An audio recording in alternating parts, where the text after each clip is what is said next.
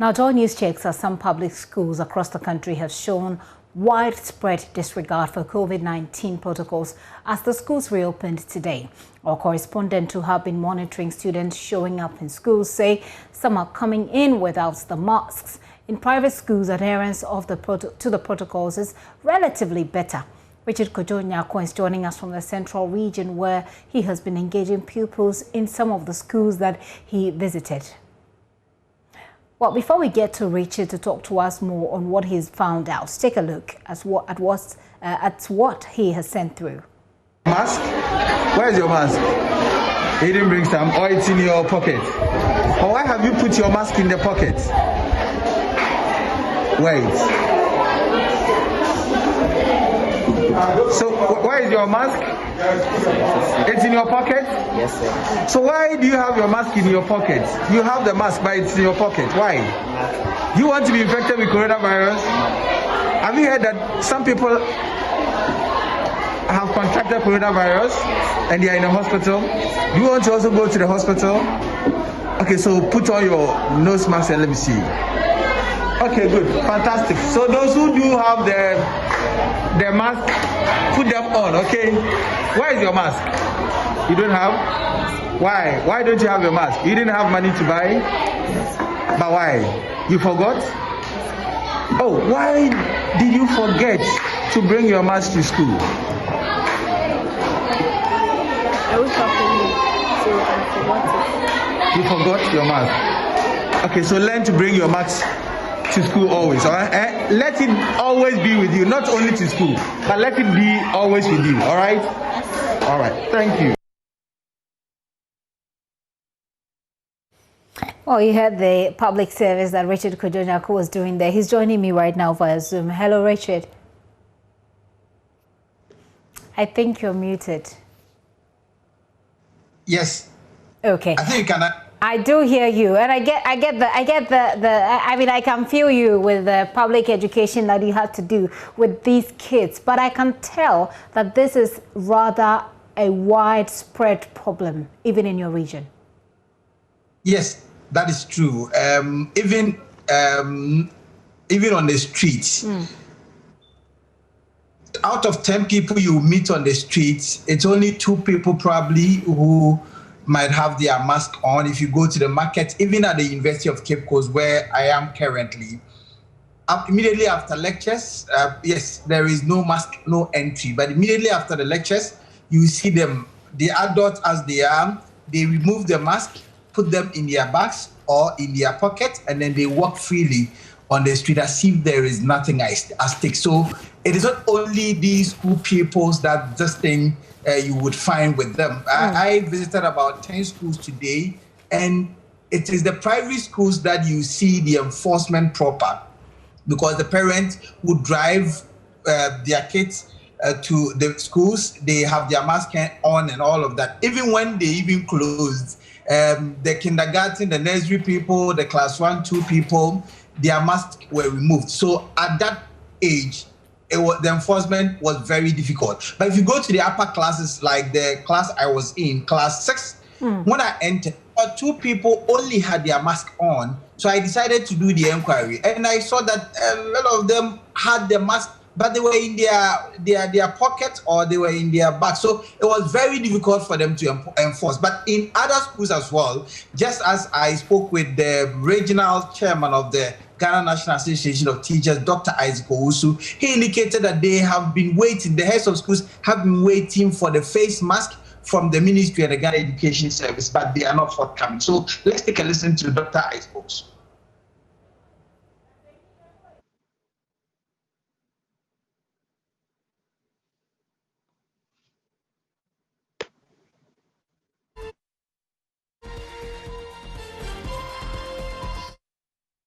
Around few schools this morning, what we've seen, particularly at the public basic school, it is not encouraging. Why am I saying so? If you look at the children that have come to school, if you take about 10 pupils or students, it is out of 1 or 2 that are with the nose mask, which is very unfortunate. I think the parents that have their wards at the public basis school are not helping matters, as well as the employer, that is the GES and the Ministry of Education, because schools have officially resumed today. But unfortunately, the GES has not been able to provide the PPEs for the schools. Likewise, the parents have also sat down without making provision of the PPEs before allowing their children to go to school. And we all know the risk at which we are all standing now. Teachers are not safe, the students are not safe. So coming to school to see that the children are not with the nose mask, I think it is not helping matters. So we will plead with the power that be to make sure that at least, as soon as possible, we should be able to get those things at least before tomorrow. We can officially commence the school business. In fact, as I'm talking to you now, we've not been able to get the exact answers to the question that we are asking. You call this here, they will tell you the items are coming. You call this director, they will tell you yes, the items are coming. But when you ask the head teachers concerned, they will tell you they are also not getting answers to the question they are also asking. So we are only praying that at least maybe the week is still young, by the close of today, the schools will receive those PPEs to enable us to start on a good note tomorrow morning, God willing. So what would you advise going forward? The teachers that are in the schools, some you see them wearing the mask, but their kids, the children they are going to teach are not wearing the mask at all. Yes, that is the unfortunate situation we find ourselves in. But I think as teachers, we know how deadly this disease is. So we are also praying with our teachers to at least be extra careful in dealing with the students, because something happened last year when we allowed the SHS3 students to come to prepare them for Yawasi. Something happened at KNUSC Secondary School when the child was not feeling well. The teachers there were afraid to support the child, and unfortunately the child passed on. So we are telling our teachers that please, they should be very careful, because now that the children are not wearing the mask, we don't know what can happen to any of us. So Richard, you spoke to him there, and he's hopeful that with time things would change, because for what happened today, it is nothing to write home about. Yes, so that is what the indication is for him, and he says that when he asked the heads of the various basic schools, they kept on telling him that they said that the face masks were coming, but I mean, he visited the schools and then the face masks were not on. He said that they need to bring them in order for the teachers to be able to enforce that, because the teachers cannot sack the students who are coming without the face mask. It will be something out of order for them to be sacking the students when they do not have. Some of them will give excuses that their mothers or their parents did not have money to buy the face mask. That cost just 10 cedis in the central region. I'm seeing some of the videos that you sent earlier, and I'm seeing children playing in the school. They're playing ampe, and we all know how we shout when we play ampe. None of them is wearing a face mask. Do you get the sense that these children understand what is happening? Well, the education is very low. Gifty, yes. When I entered one of the classes, someone told me that the COVID-19 is an airborne disease. They seem to have some basic idea about the COVID-19, but they do not accept to live with the times that we are in. They want to be like the normal old school they were, where they will be playing their ampe, they will be doing their hide and seek, playing around and all of that without the nose. So the advent of the nose mask or the face mask is really problematic to them. One incident that happened today at Elmina, the Bright Lights Academy, the parents sent their children to the school, and they were told by the proprietor of the school, it's a private school though, the proprietor told them that, well, I cannot no longer operate the school anymore. About 60 pupils, the parents were dejected, were frustrated, they didn't know what to do because there was no prior notice to them. The head said that, well, we cannot keep up with the protocols and the other things associated with it, so we better, collapse the school. And so they had to shed books of the pupils to the parents, and they had to take their children home. So they were dejected. We spoke with some of them, and they said that was unacceptable. So it is now that they are going to search or look for new schools for their wards. For their wards. But the indication and the enforcement is really a difficult one. Well, it was only yesterday President Akufo-Addo made that announcement. Let's see what the plan of the Ghana Police Service is going forward to enforcing this. Richard, thank you very much. Away from the central region, why don't we go to the Ashanti region, where some students in first and second cycle schools have yet to fully appreciate what we're talking about here as far as observing the COVID-19 safety protocols are concerned as schools reopen. In breach of social distancing protocols, the students walk to school holding conversations without their masks. And you know how children talk, screaming at each other. Anaya Jima has more in this report. Most of the students are happy returning to school after several months of break due to COVID-19 pandemic. But these students walking to school are without their nose masks. Where's your mask? This is in my bag. It is in my bag. So why aren't you wearing it on your way to school?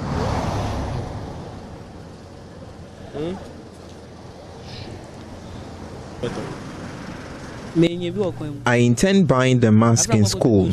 I didn't get some to buy on my way. I will strictly adhere to all the protocols.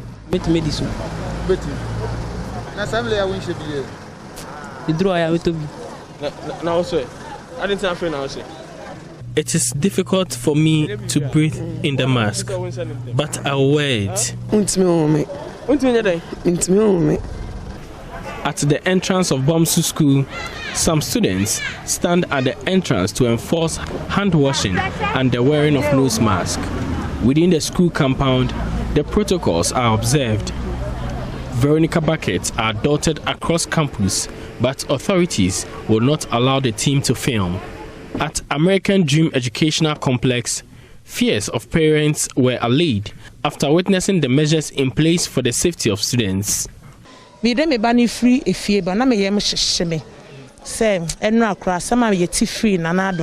I harbored some fear walking my child to school this morning. The president mentioned that cases continue to rise, so I was disturbed. But seeing the measures in place, I am satisfied. And thermometer gun check that's how temperature no higher. I think we have put in place measures that is going to take care of that. As far as monetary stuff is concerned, we making sure that we pay for whatever we are using as parents. And we've done our PTA virtual meeting on our platforms. On this Sunday, we are going to have a face-to-face PTA, meeting, and we are going to see how best we are going to, sustain this thing. Protocols are strictly observed in classrooms at the Solid Rock of Ages International School at Bokrom. Classroom sizes have been reduced to between 20 and 25 to ensure social distancing in classrooms. Proprietor Isaac Bwedi wants government to extend support to private schools.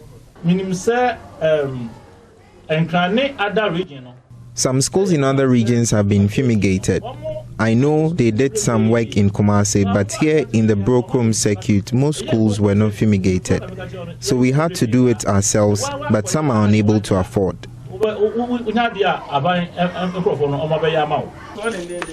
From Kumasi for JoyNews, Nana Ojima reporting. We'll find out what the other side of the story is. Meanwhile, we'll take you up north, where students of the Kalpohene SDA in the Tamale metropolis have given several reasons why they think that the COVID-19 protocols in the school will be very difficult to adhere to. The students said the classrooms are limited and they are forced to sit together about 3 and 2 on a desk. Martina Bogri has been engaging some of them.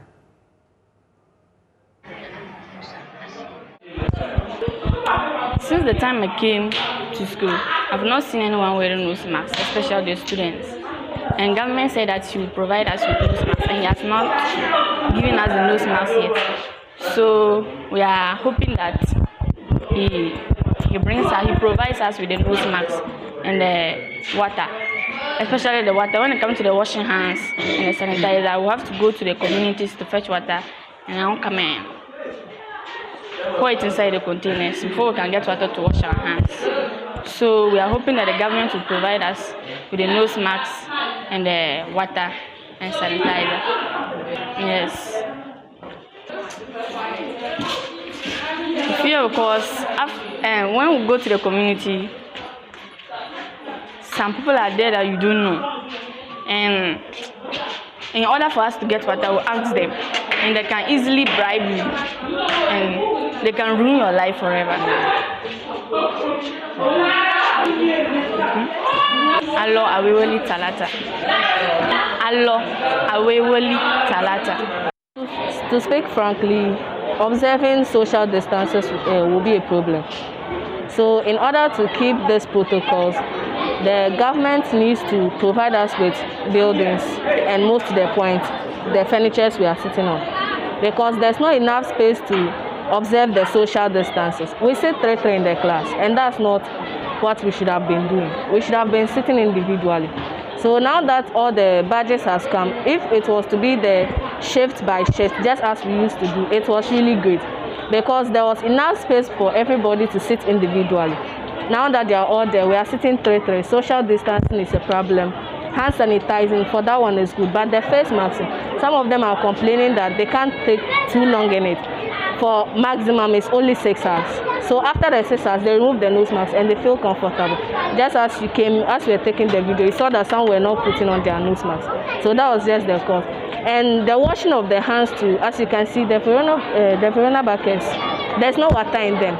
The school is not, there's not much water in the school. And the nearby houses too, we used to fetch water from them. And just within these 2 months, they also had a problem with their flow of water. And they complain that they don't have water. So anytime we go in for water, they say they don't have water. We come back. So for the washing of hands, it's really very scarce. Sanitizing is good. To speak on my side, I would emphasize more on it.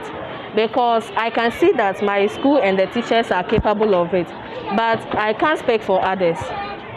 But to my own understanding, it would have been a good thing. I'll plead with the district assembly to try their best possibilities to get us buildings, and most to the point, furnitures. The buildings are more important because with furnitures and without building, we can't sit outside the class and learn. And also, water too is our problem.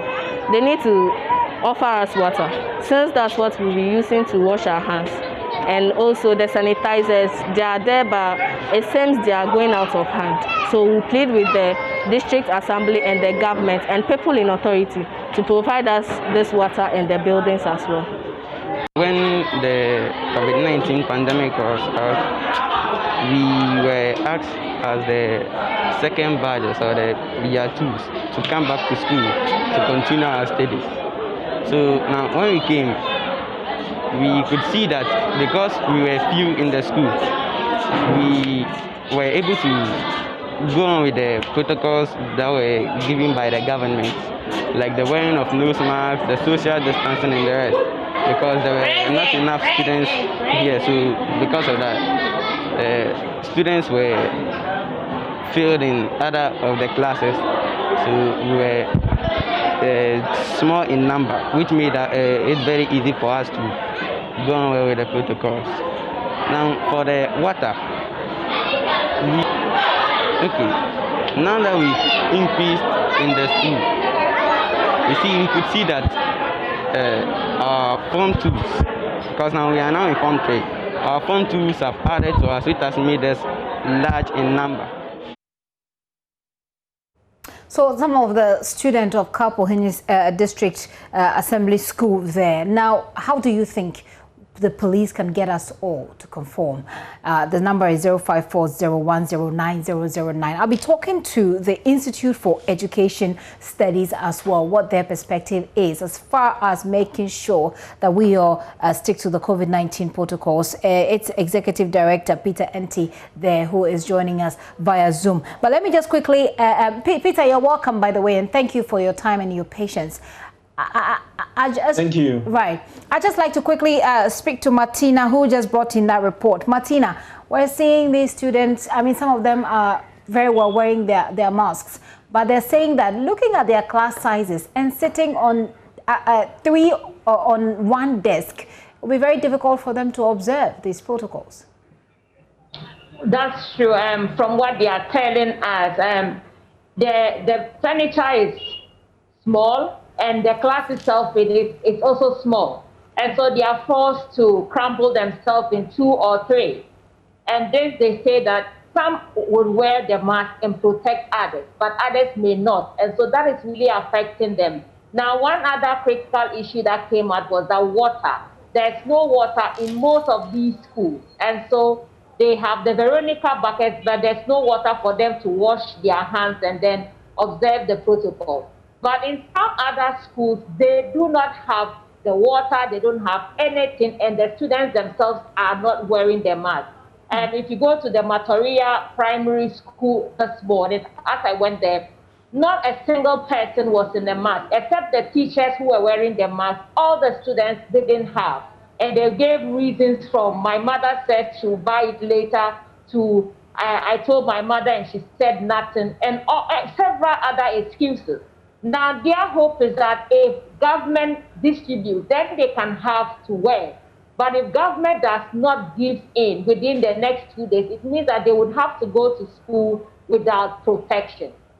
I'm seeing so many students walking and jumping around without masks. And when we went into the classroom, there was a picture of this group of people. Only one person was wearing the mask. Have the Education Directorate, or has the Education Directorate there given you any answers as to why these students do not have the PPEs that government has promised? What I gather, yes, I'm told that they have received.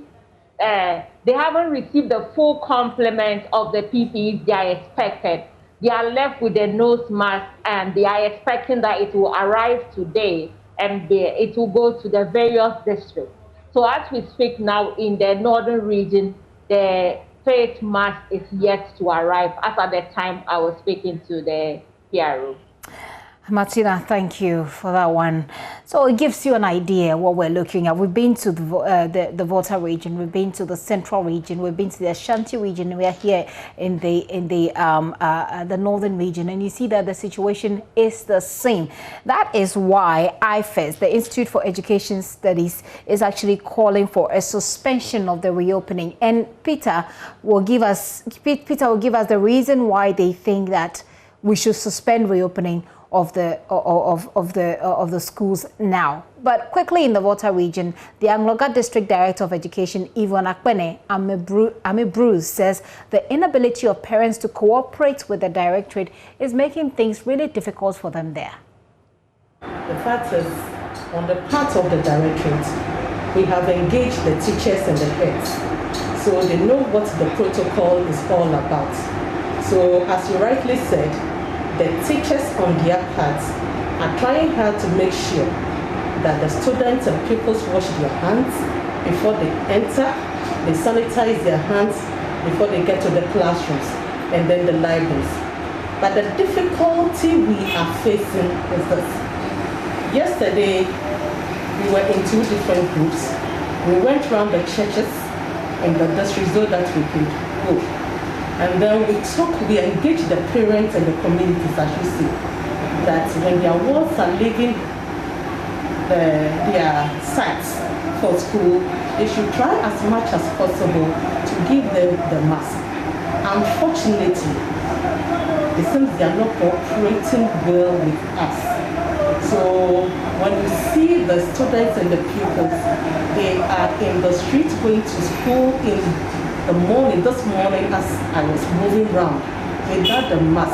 What we have to still continue doing is that we still have to go into the communities.